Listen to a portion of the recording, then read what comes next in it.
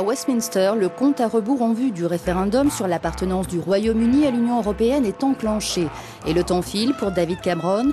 Le Premier ministre britannique s'était en effet engagé en cas de victoire aux législatives de mai dernier à organiser une consultation avant fin 2017 sur une éventuelle sortie du Royaume-Uni de l'Union, le fameux Brexit. Fraîchement réélu, il doit maintenant tenir sa promesse. Pression supplémentaire. D'ici là, il entend également renégocier les rapports qu'entretient Londres avec Bruxelles. Plus question donc désormais d'éluder la question de l'Europe.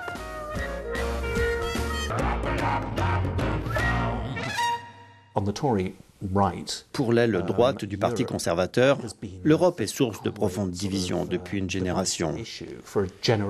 Et Cameron et son entourage ont plutôt bien réussi à la contenir au cours des 5 années de coalition. Nick Clegg, par exemple, est un Européen convaincu qui lui a servi de bouclier humain. Cameron a dû promettre à l'aile droite de son parti que s'il jouait le jeu, sans faire référence à l'Europe, qui est une sorte d'éléphant dans la pièce, comme disent les Anglais, il organiserait un référendum après les élections. Et devinez quoi? Nous sommes en période post-électorale et de quoi va-t-on parler? De l'éléphant.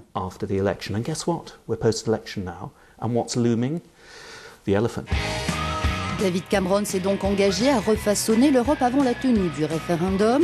Objectif, la rendre plus présentable aux yeux des conservateurs eurosceptiques bien décidés à voir le Royaume-Uni quitter une fois pour toutes l'Union européenne. Parmi les réformes envisagées, la refonte des conditions d'accès aux aides sociales pour les immigrés issus de l'UE. Changer la donne en matière de prestations sociales pour réduire l'immigration intracommunautaire est un impératif absolu. Une fois que nous aurons renégocié ce point crucial, nous organiserons avant fin 2017 un référendum sur notre appartenance à l'Union. D'origine polonaise, Andrzej Rygielski vit et travaille au Royaume-Uni depuis 2005. Et pour lui, une chose est sûre, David Cameron et les eurosceptiques ont instrumentalisé la question de l'immigration et des migrants intra-européens à des fins purement politiques. Le nombre des migrants hors de contrôle, c'est la une d'aujourd'hui. Andrzej déplore en particulier l'éventuelle disparition des aides accordées aux migrants intracommunautaires. Bien qu'il ait aussi un passeport britannique, il vient de recevoir un courrier lui demandant de contacter les autorités si sa fille quitte le Royaume-Uni. Selon lui, David Cameron aurait donc déjà changé les règles du jeu sans consulter ses partenaires européens et au mépris du droit communautaire.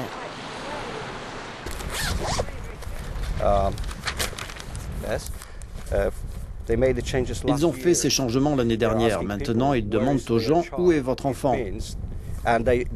C'est-à-dire que les aides s'arrêteront si cet enfant vit à l'étranger. Or, la réglementation européenne 883 de 2004 prévoit que tous les citoyens européens ont droit aux allocations dans leur pays de résidence, même si leurs enfants vivent à l'étranger. Pour mener à bien ces réformes, le cabinet du Premier ministre a notamment fait appel au think tank Open Europe. Stephen Booth, qui a dirigé les travaux sur la refonte des droits des migrants intracommunautaires et du principe de libre circulation au sein de l'Union, est catégorique. David Cameron n'a enfreint aucune règle européenne. Il n'a jamais parlé de restreindre la libre circulation. Il s'agit juste de restreindre les droits des personnes une fois qu'elles ont déménagé dans un autre État membre. Il veut juste limiter l'accès des migrants intra-européens aux aides sociales, y compris celles dont ils peuvent bénéficier ici quand ils ont un travail. Pendant les 4 premières années, il n'aurait donc pas d'aide. Jusqu'ici, les migrants européens avaient accès à certaines prestations dès leur arrivée. À l'avenir, ils devront d'abord trouver un travail et en cas de licenciement, ils auront 3 mois pour justifier d'une recherche active. Faute de quoi, plus de prestations, plus le droit non plus de rester au Royaume-Uni en tant que chômeur. Un projet de réforme qui prête à confusion selon cette spécialiste des droits des migrants.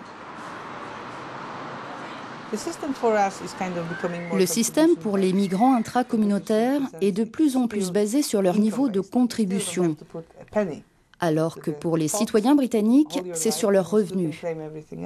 Ils peuvent ainsi passer toute leur vie sans mettre un penny au pot commun et prétendre quand même à des aides. C'est une forme de discrimination difficile à gérer. Si la vraie raison derrière toute cette réforme, c'est de réduire fortement l'immigration intra-européenne, je ne suis pas sûre que ça va fonctionner. Car les gens ne viennent pas ici pour profiter des aides sociales. C'est complètement faux.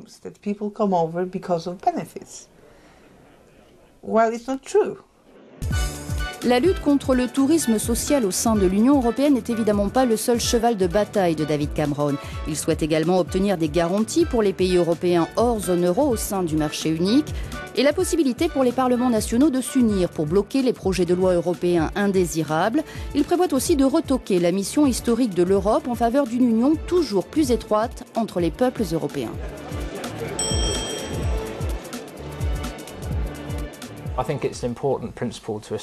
Il est important d'établir le principe que l'Union européenne n'est pas juste une voie uniforme vers une plus grande intégration centrée sur une monnaie unique. Il est vital que le Royaume-Uni impose ce point de vue au plus haut niveau politique. En réalité, il faut admettre l'existence de plusieurs constellations dans l'Union, basées sur le commerce au sein du marché unique. Les États membres doivent pouvoir avoir des avis différents sur la monnaie unique et sur qui peut faire partie ou non de l'espace Schengen. Ces réalités politiques doivent maintenant être formalisées au niveau de l'Union européenne.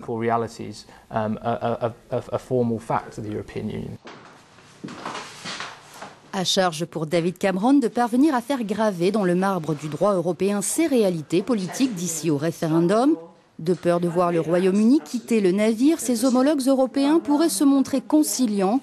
Ironiquement, le Premier ministre aurait plus à craindre de son propre camp.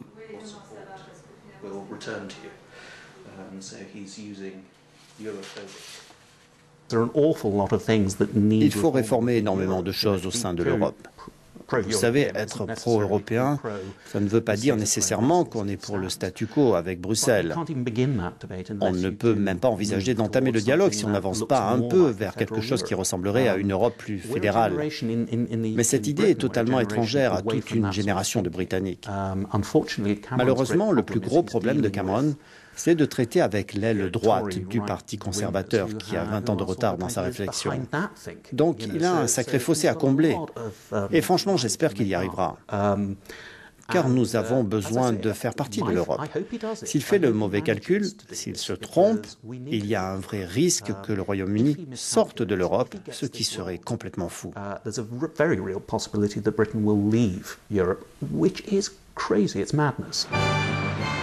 Selon les derniers sondages, une majorité de Britanniques souhaitent rester dans l'Union européenne. Mais qu'en sera-t-il en 2017 ? Il est donc temps pour David Cameron de négocier.